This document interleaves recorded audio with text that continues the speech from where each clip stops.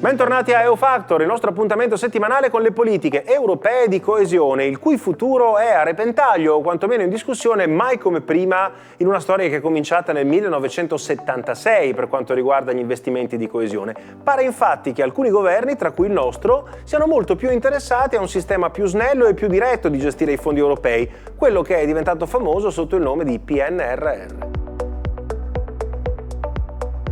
In Italia ne parla soprattutto il Sole 24 Ore, che è il principale quotidiano economico, ne parla ormai da alcuni mesi. Ad esempio, il 22 febbraio del 2023, Andrea Filippetti scriveva che il decreto PNRR segna una svolta nella politica di coesione europea e spiega che dal punto di vista operativo la tendenza è quella di centralizzare le funzioni e il personale a Palazzo Chigi, quando invece le politiche di coesione, l'abbiamo spiegato più volte, sono basate sì su una certa quantità di progetti nazionali, ma soprattutto su tanti, ben 38 progetti regionali. Allora, per capire se il futuro della coesione si chiamerà PNRR o gli somiglierà, abbiamo chiesto un contributo molto importante a Nicola De Michelis, che è direttore presso DG Regio a Bruxelles, e DG Regio, come vi abbiamo raccontato, è anche il committente del nostro progetto. De Michelis parte proprio dal tema politico, ossia la paternità, la capacità di gestione diretta da parte dei fondi europei. Però non c'è dubbio che almeno come impianto il modello PNRR sembra più semplice, perché essenzialmente è un sistema di grandi politiche settoriali nazionali con un coinvolgimento molto minore, molto più leggero degli attori locali e regionali, e questo evidentemente semplifica un po' la vita. È un sistema con dei grandi anticipi, quindi questo permette di dare liquidità, le autorità locali non devono anticipare risorse, che è sempre un problema. È un sistema che funziona per progetti, quindi interviene, identifica grandi progetti rispetto a una politica di coesione che è costruita per programmi. La Commissione negozia dei programmi, delle grandi priorità, ma poi i progetti sono selezionati dalle autorità nazionali, regionali e locali. La parte riforme l'abbiamo vista, sembra funzionare, la parte investimenti, come ha dimostrato la discussione recente in Italia, è più complessa, perché in fin dei conti le stesse difficoltà che la politica di coesione incontra, che sono essenzialmente la capacità amministrativa di progettazione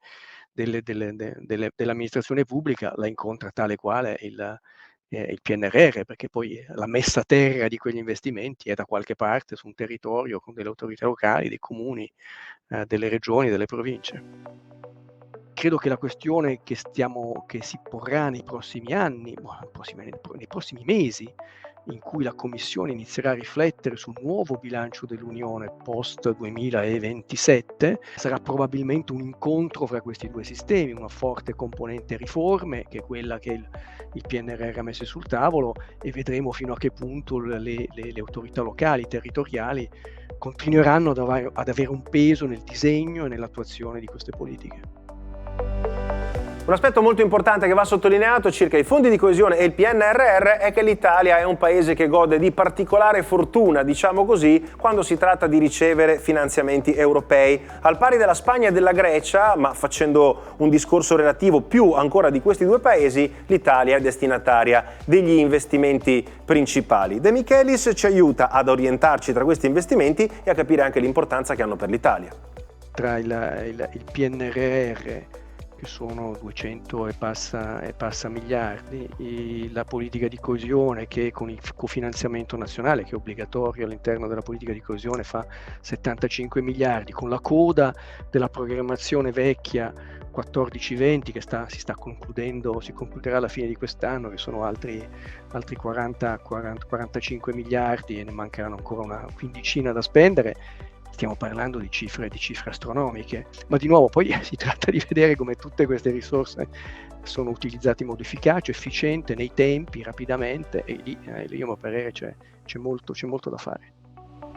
Tra i punti a favore di una modalità più simile al PNRR, cioè più centrale, più gestita da Roma e poi calata sui territori, ce n'è uno che è di stretta attualità. I soldi sono tanti, anzi in certi casi sono troppi, lo abbiamo anche raccontato, perché ci sono amministrazioni locali, talvolta grandi, talvolta anche molto piccole, che in questo momento stanno gestendo la coda dei fondi di coesione 2014-2020. I fondi 2021-2027 entrati nel vivo e anche quelli del PNRR, piccoli uffici amministrativi che in Italia si sono anche indeboliti nel corso del tempo con con il blocco del turnover devono gestire grandi pratiche. Lì, secondo De Michelis e molti a Bruxelles, si gioca una delle partite più importanti per il futuro dell'Europa.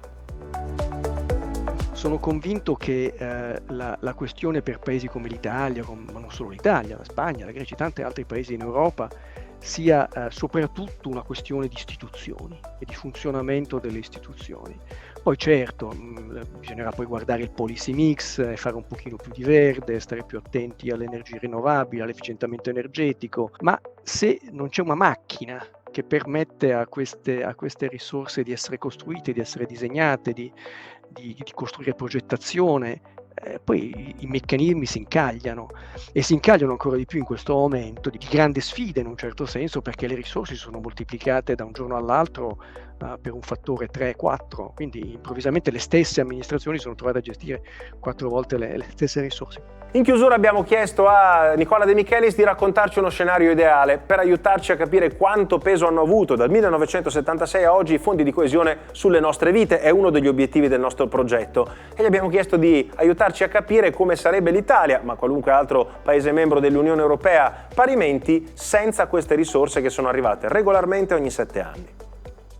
È una politica che ha cambiato il volto del paese, dopodiché è evidentemente una politica che da sola non cambia il destino di un paese, soprattutto se le politiche ordinarie, cioè quelle nazionali, non lavorano nella stessa direzione. E spesso, è stato detto tante volte, la politica di coesione ha sostituito le politiche ordinarie piuttosto che addizionarsi ad esse. Ma credo che se si guarda alla qualità della vita, ci sono più infrastrutture, ci sono più scuole, ci sono più ospedali, ci sono eccellenze imprenditoriali che sono state largamente supportate dalla politica europea. Bisognerebbe fare forse il discorso contrario, immaginarsi un'Italia, un pezzo d'Italia senza gli investimenti fatti negli ultimi 30 anni della politica di coesione. Si scoprirebbe che sparirebbero ferrovie, strade, autostrade, scuole. E come avete fatto voi nelle prime puntate di questa serie, basta andare sul portale su Coesio, sul portale Open Coesione Italiano, per vedere la quantità straordinaria di progetti che questa politica ha finanziato, di nuovo senza negarne lentezze e difficoltà che affrontiamo quotidianamente. Ringraziamo Nicola De Michelis, direttore presso DG Regio, che ci ha raggiunti in collegamento da Bruxelles. Ringraziamo Europe Direct Emilia Romagna, una rete straordinaria che ci aiuta a metterci in contatto con queste voci autorevoli, e vi diamo appuntamento alla prossima settimana.